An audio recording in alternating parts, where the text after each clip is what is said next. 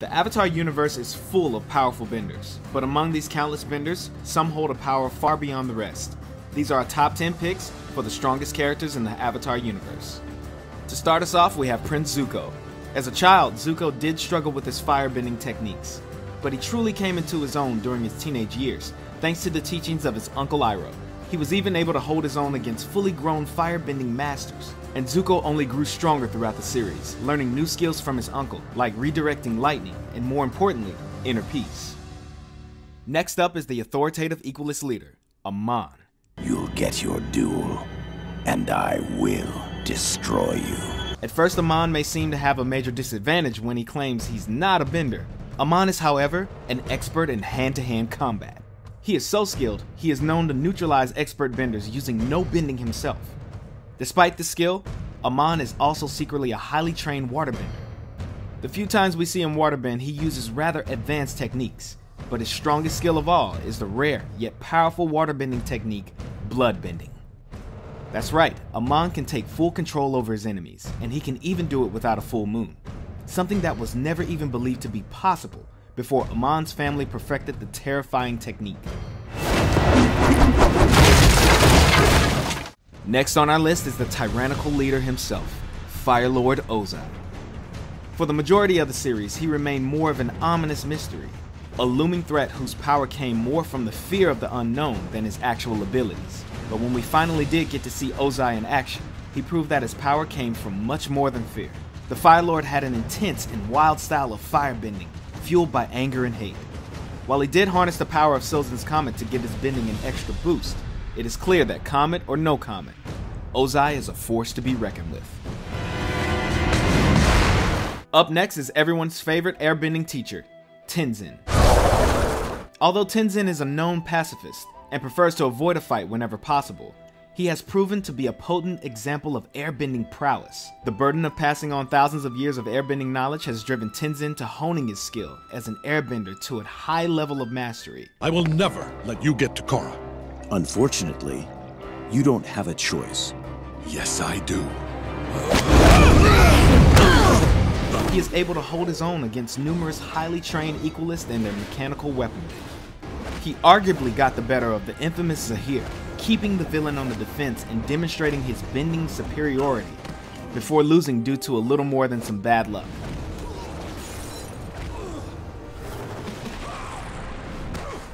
All in all, we think Tenzin could easily take Zahir in a fair fight. Strength seems to run in the family because our next entry is Tenzin's mother, Katara. Oh, great. You again. Yeah, I didn't think so.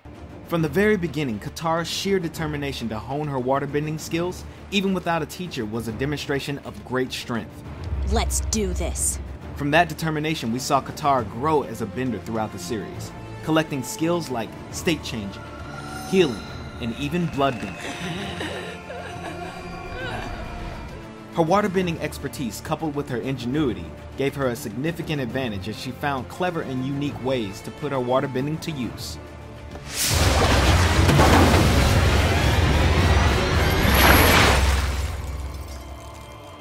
Although Azula is only 14 years old, she is regarded as one of the most fearsome firebenders of her time. After mastering the basics of firebending at a very young age, her flames held such an intense heat that they developed a signature blue color.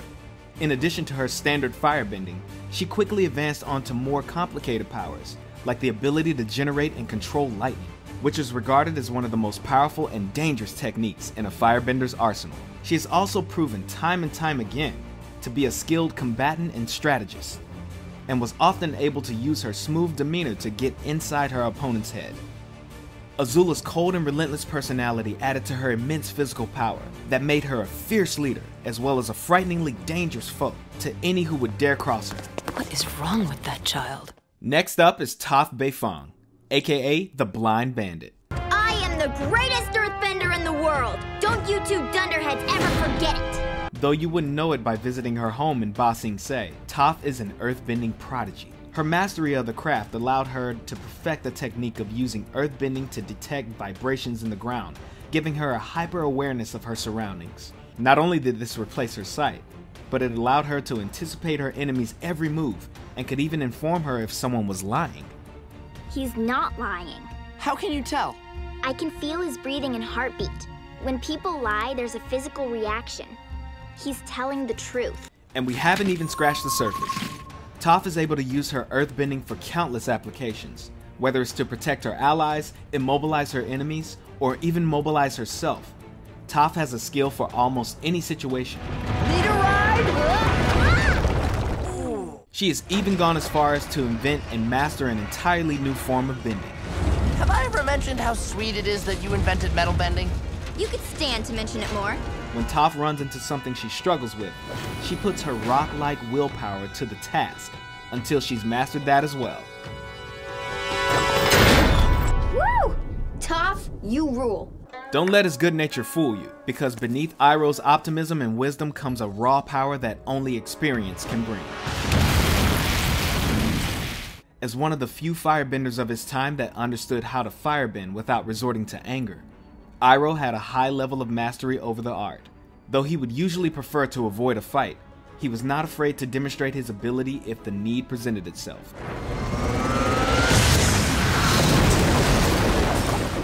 In addition to his skill in firebending, he was also knowledgeable in the other forms of bending, and even went as far as incorporating techniques he learned from waterbenders. And as if that's not enough, Iroh was also a master tactician in battle, and was even once considered the Fire Nation's top general.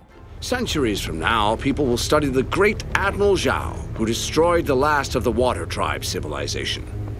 You're lucky you're here to see it. Be careful what you wish for, Admiral. History is not always kind to its subjects.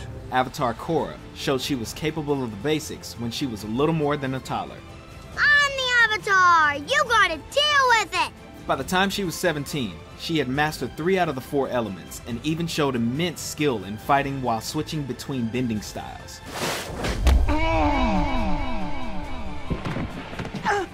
Chump. Water, fire, and earthbending came to her as naturally as breathing, as she pulled off advanced techniques with little hesitation. While she initially struggled with airbending, she eventually proved she could master that as well, and even fight using only airbending when needed. Punch, punch, punch! See? Mastered. Her grasp over the physical aspect of bending was so strong that she was able to use it to take down some of the most powerful forces in the world.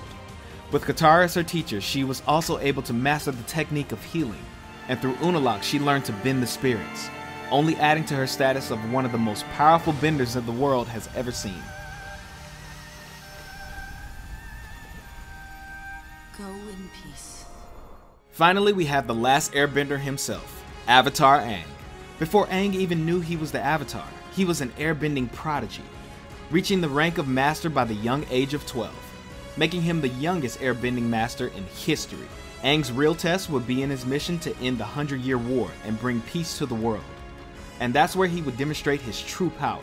When Aang began his journey, he only knew how to airbend, and had less than a year to learn and master the other 3 elements. While he was playful and often lighthearted, he proved to be a determined student when he focused his efforts, and became proficient in waterbending, earthbending, and firebending in record time. While he did gain a high level of expertise in the physical aspect of bending, it is in the spiritual aspect where he really excelled.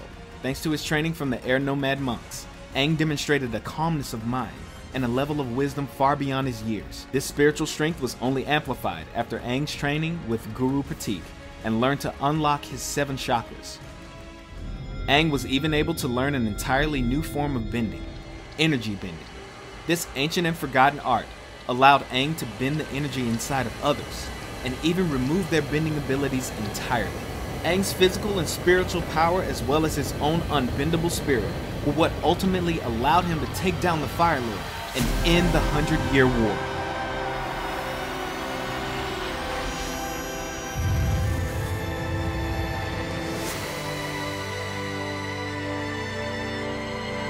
Who do you think is the strongest character in Avatar? Let us know in the comments below. That lemur! He's earthbending!